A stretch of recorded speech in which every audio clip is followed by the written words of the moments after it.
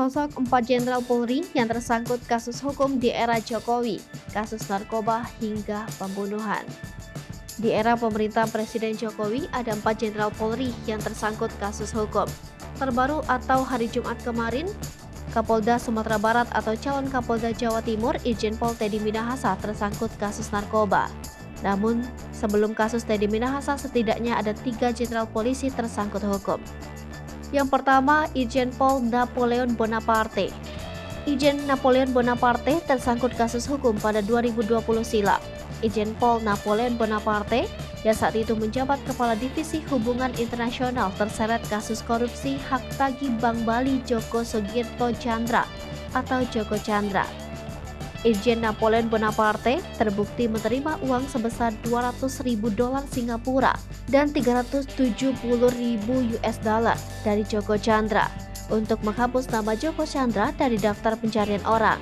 Oleh Majelis Hakim Pengadilan Tindak Pidana Korupsi, Napoleon Bonaparte divonis 4 tahun penjara, denda Rp100 juta, subsidi 6 bulan kurungan pada Maret 2021. Kasus Napoleon Bonaparte tak berhenti di situ. Saat di sel, Napoleon tersandung kasus penganiayaan pada tersangka kasus penistaan agama sekaligus YouTuber Muhammad Kece. Napoleon bersama tahanan lainnya yaitu Dedi Wahyudi, Jafar Hamzah, Himawan Prasetyo, dan Harmeniko alias Coki alias Pak RT disebut melakukan penganiayaan terhadap MKC. Penganiayaan itu terjadi di dalam salah satu sel rutan Barreskrim Polri pada 26 Agustus 2021 dini hari. Selanjutnya, Irjen Verdi Sambo. Kasus yang menimpa Irjen Verdi Sambo masih belum beres. Verdi Sambo yang kala itu menjabat sebagai Kadif Propam Polri merupakan tersangka pembunuhan ajudannya yakni Brigadir J. Dalam kasus pembunuhan Brigadir J, Verdi Sambo tak sendiri, yang melibatkan istri, ajudan, serta para anak buahnya. Kasus Verdi Sambo memasuki pengadilan. Rencananya, Senin 17 Oktober 2022, Verdi Sambo akan menjalani persidangan perdana dalam kasus pembunuhan ini di Pengadilan Negeri Jakarta Selatan. Ketiga, Brigjen Hendra Kurniawan. Mantan Kepala Biro Pengamanan Internal Divisi Propam Polri, Brigjen Hendra Kurniawan juga tersangkut kasus hukum. Dia akan segera menjalani persidangan di Pengadilan Negeri Jakarta Selatan pada Senin 17 Oktober 2022. Kasusnya terkait dugaan merintangi penyidikan pembunuhan berencana Brigadir J. Namun masih ada satu hal yang mengganjal dari Hendra, yaitu dugaan pelanggaran etik yang dilakukan sampai saat ini tak kunjung disidangkan oleh Komisi Kode Etik Profesi Polri. Selain Hendra, perwira Polri yang belum menjalani sidang etik terkait perkara Brigadir J adalah AKBP Arif Rahman Arifin dan AKP Irfan Widianto.